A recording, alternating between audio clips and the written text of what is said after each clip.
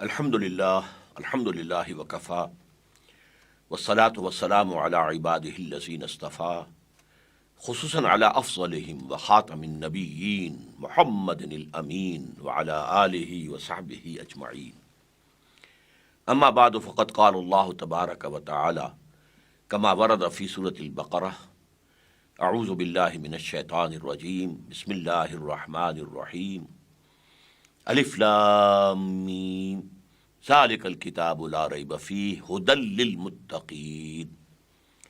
وقال عز وجل کما ورد فی نفس السورہ فإما یأتینکم منی ھدی فمن تبع ھدای فلا خوف علیہم ولا هم یحزنون.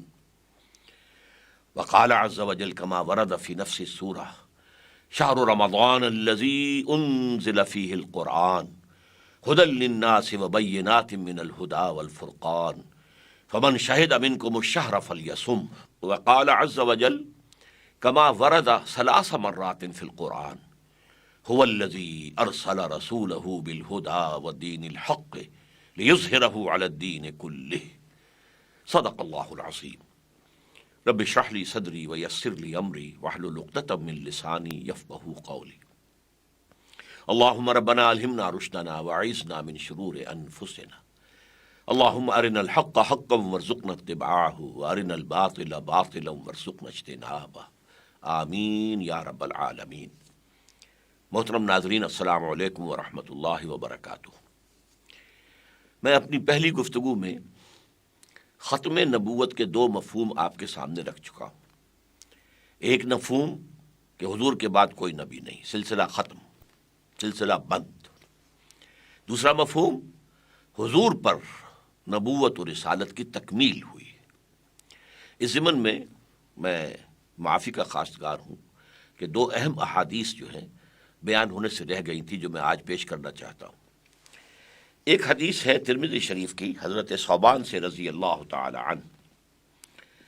وہ فرماتے ہیں حضور نے ارشاد فرمایا انہ سیکون فی امتی ثلاثون کذابون کلہم یزعم انہ نبی اللہ وانا خاتم النبیین لا نبی بعدی.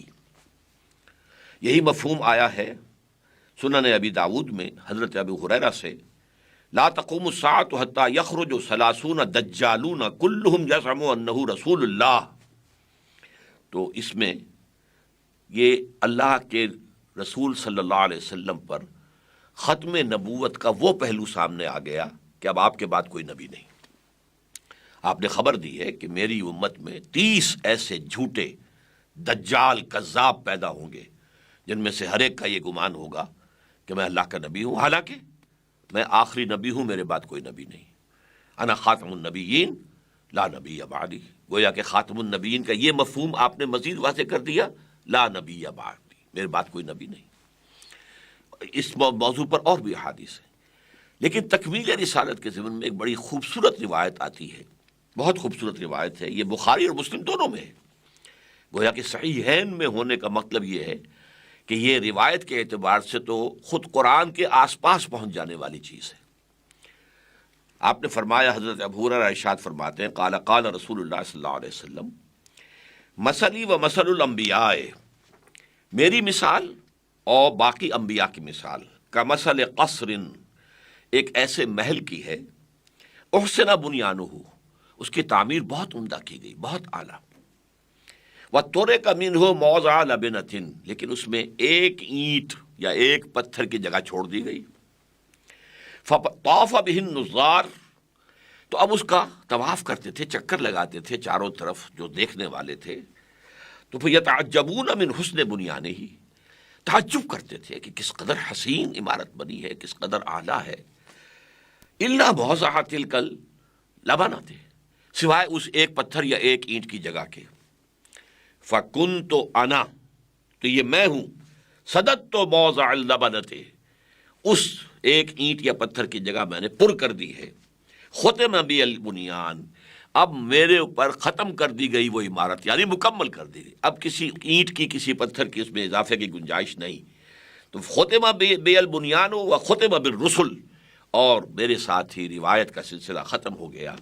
اور اس کی ایک روایت میں اضافی الفاظ ہیں فَأَنَا اللَّبَنَةُ، میں ہوں وہ اینٹ یا پتھر کے جو رہ گیا تھا، وانا خاتم النبیین، اور میں نبیوں کا ختم کرنے والا ہوں۔ تو ختم نبوت بمانی لا نبی بعدی، احادیث متعددہ اس پر شاہد ہیں، اور ختم نبوت بمانی تکمیل نبوت اور رسالت، یہ بھی واضح ہے۔ اب آج ہمیں یہ دیکھنا ہے کہ حضور پر نبوت کے تکمیل کے مظہر کیا ہیں۔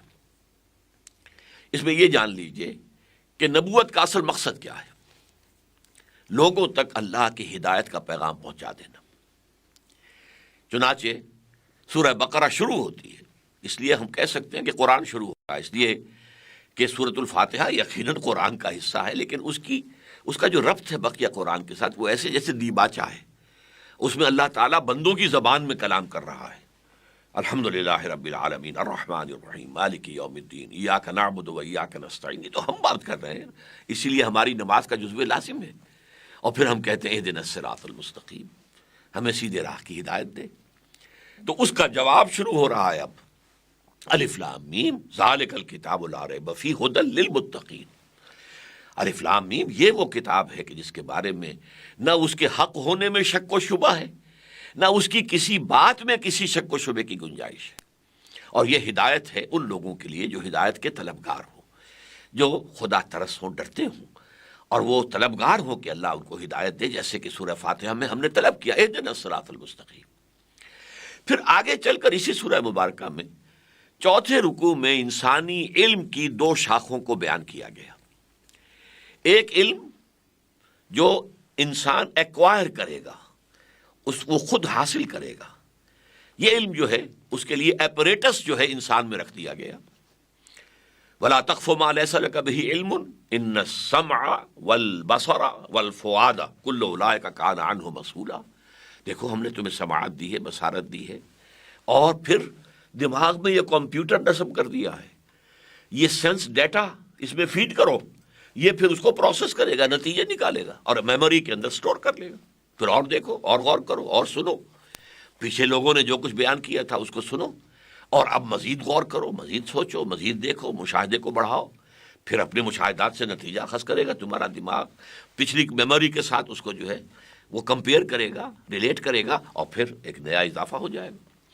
یہ علم کا میکینزم علم آدم الاسماء کلھا، در حقیقت یہ الفاظ اس علم کی طرف اشارہ کر رہے ہیں۔ چنانچہ جو ہمارا ایکوائرڈ نالج ہے، جسے ہم سائنٹیفک نالج کہیں گے، مادی علم، وہ اسی سمع اور بصر اور دماغ، اس کی ایکسرسائز سے حاصل ہوا ہے۔ یہ رفتہ رفتہ رفتہ رفتہ بڑھا ہے، step by step, step by step, step by step, یہاں تک کہ پچھلے کوئی 150 سال کے اندر اس کا ایکسپلوژن ہوا ہے، ایکسپلوژن آف نالج، علم کا دھماکہ ہوا ہے۔ اب اتنا علم ہے کہ کسی انسان کے لیے ممکن ہی نہیں کہ وہ احاطہ کر سکے، ممکن ہی نہیں۔ یہاں تک کہ اس علم کی بنیاد پر جو ٹیکنالوجی وجود میں آئی ہے، ٹیکنالوجی، اس کے بارے میں علامہ اقبال کا یہ شعر بالکل صحیح ہے کہ عروج آدم خاکی سے انجم سہمے جاتے ہیں، کہ یہ ٹوٹا ہوا تارا مہ کامل نہ بن جائے۔ یہ ایک علم ہے۔ دوسرا علم اسی سورہ بقرہ کے چوتھے رکوع کے آخر میں آیا، جب آدم کو کہا اتر جاؤ اب جنت سے اور جا کے زمین کا چارج لو جہاں کی خلافت کے لیے تمہیں پیدا کیا گیا۔ تو اس وقت جو چارٹر دیا گیا، اما یاتینکم منی ھدی، جب جب میرے طرف سے تمہارے پاس کوئی ہدایت آئے، فمن تبع ھدایا فلا خوف علیہم ولا ھم یحزنون، تو جو بھی اس ہدایت کی پیروی کریں گے ان پر نہ خوف ہوگا نہ حزن۔ والذین کفروا وکذبوا بآیاتنا، اور جو ہماری آیات کو جھٹلائیں گے اور ان کا انکار کریں گے تو وہ جہنمی ہوں گے اور جہنم میں رہیں گے۔ فاولئک اصحاب النار هم فیہا خالدون۔ اچھا، سورہ بقرہ کے شروع میں ھدی للمتقین کہا گیا تھا، اور وہ صحیح ہے۔ ہدایت سے استفادہ وہی کر سکتا ہے کہ جس کے دل میں طلب ہدایت ہو، لیکن اپنی جگہ قرآن پوری نوع انسانی کے لیے ہدایت ہے۔ یہ بات اسی سورہ بقرہ میں کہی گئی 23ویں رکوع میں، شہر رمضان الذی انزل فیہ القرآن ھدی للناس وبینات من الھدی والفرقان۔ یہ جو رمضان مبارک کا مہینہ ہے، یہ وہ ہے جس میں کہ قرآن نازل کیا گیا، جو تمام انسانوں کے لیے ہدایت ہے۔ نہ صرف جس وقت نازل کیا گیا اس وقت تک کہ تمام عالم کے انسانوں کے لیے ہدایت تھا، بلکہ آئندہ قیامت تک آنے والے تمام انسانوں کے لیے یہ ہدایت ہے۔ تو یہ ہدایت ہے، یہ اس کی تکمیل ہو گئی ہے۔ یہی وجہ ہے کہ اس کے بعد حضور کی شان مبارکہ میں جو 3 مرتبہ الفاظ آئے ہیں، اور یہ میری گفتگو میں بار بار آئیں گے، سورہ توبہ کی آیت نمبر 33، سورہ فتح کی آیت نمبر 28، سورہ صف کی آیت نمبر 9، هو الذی ارسل رسولہ بالہدی ودین الحق لیظہرہ علی الدین کلہ۔ وہی ہے اللہ جس نے بھیجا اپنے رسول کو، یعنی محمد کو صلی اللہ علیہ وسلم، فدا ہو آباؤنا و امہاتنا، 2 چیزیں دے کر، الہدا، the guidance, the total guidance, the eternal guidance, the complete guidance, الہدا۔ اب یہاں الف لام لگ گیا ہے، اب یہ اس میں معرفہ بن گیا ہے، بالہدا و دین الحق، اور دین حق دے کر بھیجا ہے تاکہ غالب کریں لیظہرہ علی الدین کلہ، وہ دین حق، وہ سچا نظام، وہ ذات حق سبحانہ و تعالی کی اطاعت پر مبنی نظام جو عادلانہ ہے، تاکہ اس کو غالب کریں، قائم کریں، نافذ کریں، رائج کریں۔ اب یہاں وہ الہدا بن گیا ہے۔ یوں سمجھیے کہ جیسے سائنٹیفک نالج کا ارتقاء ہوا ہے، ایسے ہی ہدایت میں بھی ارتقاء ہوا ہے۔ یہ بہت سے لوگوں کے سامنے یہ چیزیں نہیں ہیں۔ اس وقت آپ کے سامنے جو میں گفتگو کر رہا ہوں اور انشاءاللہ مزید کروں گا، اس میں اصل میں آپ سمجھ لیجئے کہ سیرت النبی نہیں بلکہ فلسفہ سیرت بیان ہو رہا ہے۔ سیرت النبی تو آپ کتابوں میں پڑھ سکتے ہیں، لیکن یہ چیزیں جو ہیں بہت سی ایسی آپ کو ملیں گی کہ جن کی طرف عام طور پر ابھی ذہن گیا ہی نہیں۔ دیکھیے، ہدایت میں ارتقاء ہوا ہے، اس اعتبار سے نہیں کہ اللہ کے علم میں ارتقاء ہوا، معاذ اللہ ثم معاذ اللہ ثم معاذ اللہ کا علم تو ازل سے کامل ہے، ہمیشہ سے کامل تھا، لیکن جسے ہدایت دی جا رہی ہے اس کا ایک بچپنے کا دور تھا، ذہنی اعتبار سے ابھی وہ لڑکپن میں تھا، بچپن میں تھا، اس کے بعد وہ کچھ اور آگے بڑھا ہے، اس کا ذہن کا کچھ دائرہ وسیع ہوا ہے، پھر وہ اور آگے بڑھا ہے، اس کی سوچ ذرا اور آگے ہوئی ہے۔ جب انسان میچور ہو گیا ذہناً، اور وہ اس قابل ہو گیا کہ جو اس کائنات کے حقائق ہیں، چھپے ہوئے حقائق، کونی حقائق، ان کا پورا ادراک کر سکے، تب آخری ہدایت دی گئی۔ یہ بالکل ایسے ہی ہے جیسے آپ کا کوئی بچہ پرائمری میں پڑھتا ہے، آپ چاہے ٹیوٹر اس کو پی ایچ ڈی رکھ دیں، وہ پی ایچ ڈی اپنے علم کا وہ فائدہ اس بچے کو تو نہیں پہنچا سکتا۔ وہ پڑھائے گا تو وہی الف باتا سے شروع کر کے جو پرائمری کے بچے کے اندر جو استعداد ہے، ابھی دماغ اس کا وہی ہے، اس سے زیادہ تو نہیں پڑھا سکتا۔ پھر ہائی اسکول میں جاتے ہیں تو پھر اور دماغ کھلتا ہے، سطح اور اوپر آتی ہے، اور اس کے بعد آپ آج کل جسے میٹرک کا امتحان کہتے ہیں، پچھلے زمانے میں اسے کہتے تھے انٹرنس ایگزامینیشن، انٹرنس داخلہ۔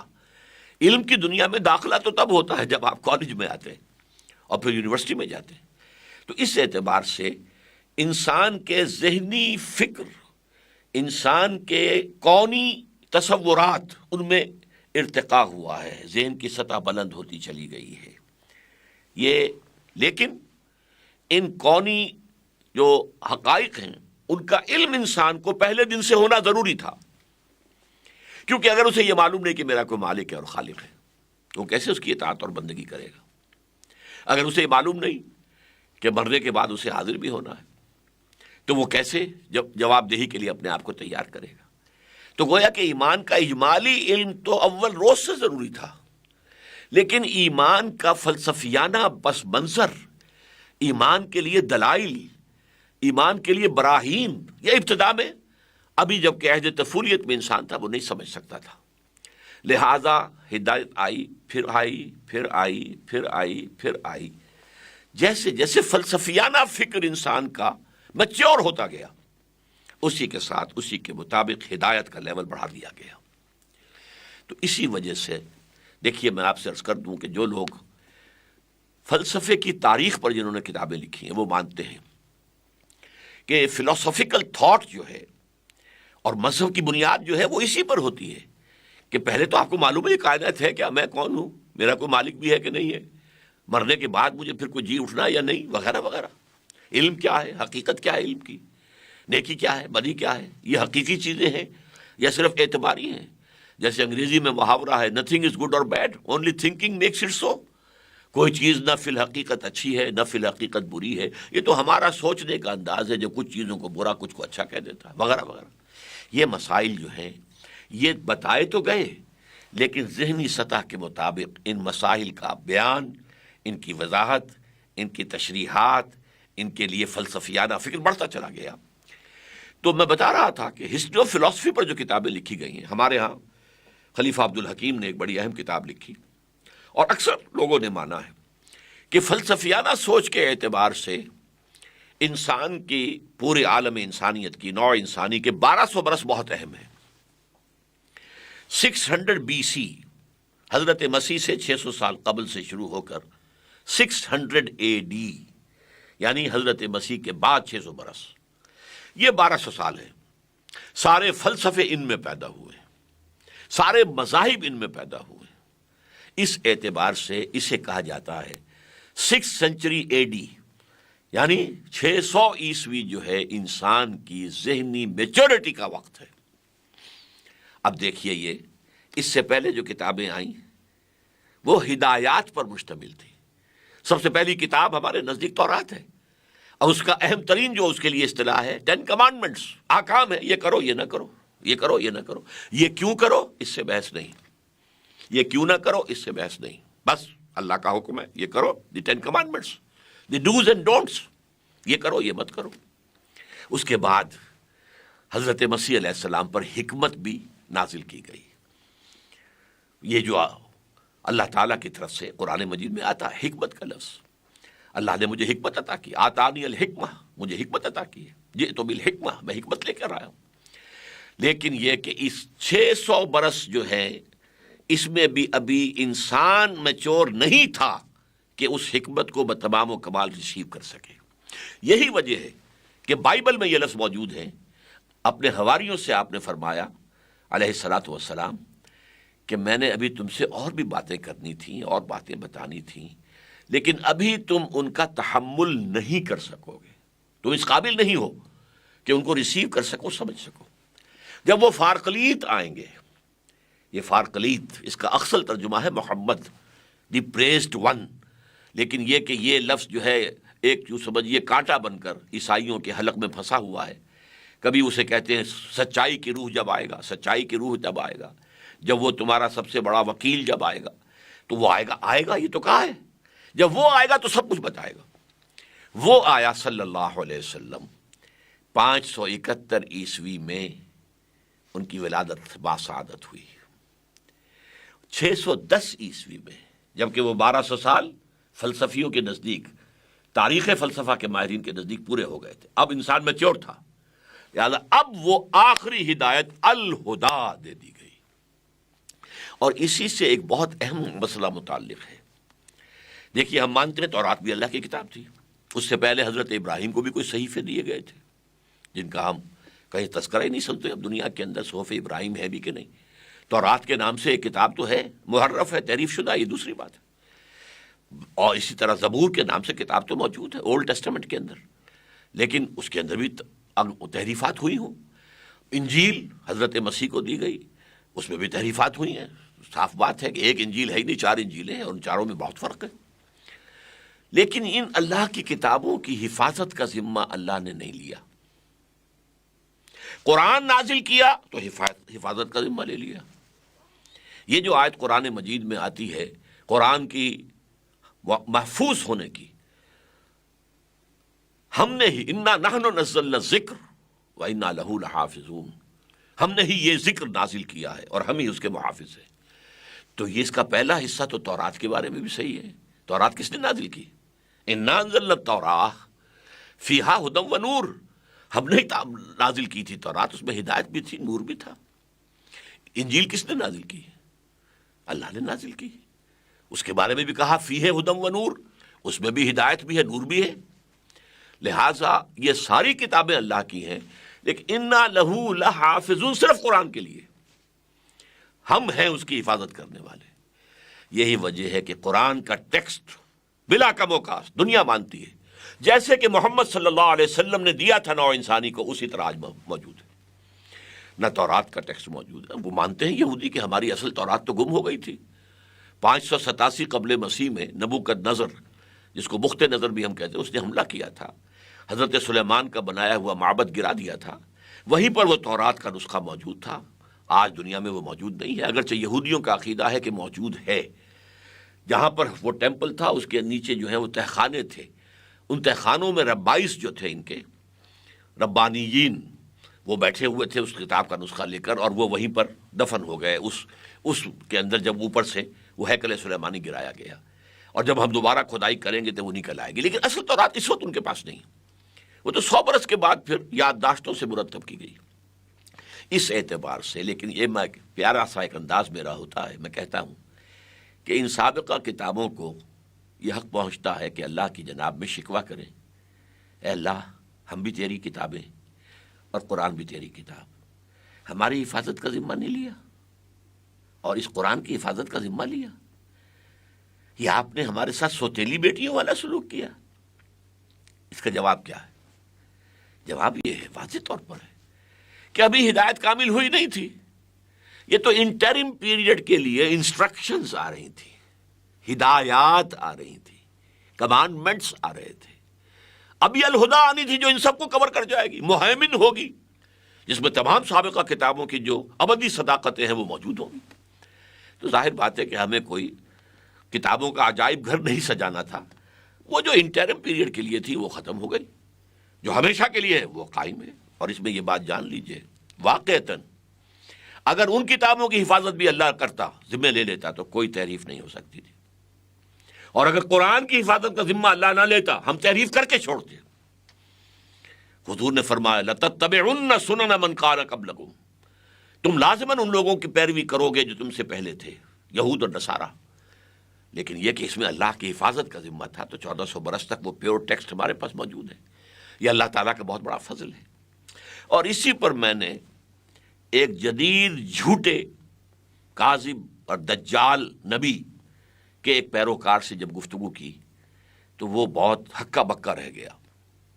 میں نے اس سے کہا تم مانتے ہو کہ قرآن میں ہدایت کامل ہو گئی؟ میں نے ہاں ہم مانتے ہیں. اور میں نے کہا تم مانتے ہو کہ قرآن محفوظ ہے؟ کہ ہاں ہم مانتے ہیں. اگر قرآن میں ہدایت کامل ہو گئی اور وہ محفوظ بھی ہے تو مزید ہدایت کی کیا ضرورت ہے؟ یہ بتاؤ مجھے عقلی طور پر، منطقی طور پر.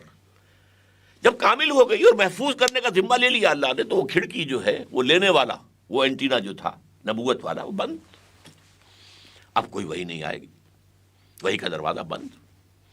تو وہ فبہت الذی کفر، آدمی کوئی شریف النفس تھا، اس لیے اس نے خام خواہ جو ہے وہ الجھنے کی کوشش نہیں کی، چپ ہو گیا، خاموش ہو گیا. یہ دلیل ہے سب سے بڑی ختم نبوت کی. جیسا کہ میں نے اپنی پچھلی گفتگو میں عرض کیا تھا کہ ہم بس یہ، چونکہ اس میں جو معاملہ جو ہے ختم کا لفظ آیا ہے، تو ما کان محمد ابا احد من رجالکم ولکن رسول اللہ و خاتم النبیین. اچھا خاتم النبیین ہے تو خاتم المرسلین بھی ہو گئے، اس لیے کہ رسول کوئی رسول ہو ہی نہیں سکتا جو نبی نہ ہو. نبی عام ہے، رسول خاص ہے، لہذا دونوں کی جڑ کٹ گئی. تو یہ در حقیقت تکمیل ہدایت اور تکمیل نعمت ہدایت، واللہ متم نورہ ولو کرہ الکافرون ویابی اللہ الا ان یتم نورہ ولو کرہ الکافرون. اللہ تعالیٰ اپنے نور کا اتمام فرما کر رہے گا، چاہے کافروں کو کتنا ناپسند ہو. اور کافروں سے مراد یہاں بالفعل جو ہیں، اگر آپ قرآن کے سیاق و سباق کو دیکھیں تو یہودی ہیں. اسی طرح ویابی اللہ الا ان یتم نورہ ولو کرہ الکافرون، یہ سورہ توبہ میں فرمایا اللہ کو ہرگز منظور نہیں مگر یہ کہ اپنے نور کا اتمام فرمائے، چاہے کفار کتنا ہی ناپسند کرے. تو یہ ہے تکمیل نبوت کا مظہر اول، یعنی اتمام نعمت ہدایت، تکمیل ہدایت محمد الرسول اللہ صلی اللہ علیہ وسلم پر بشکل قرآن.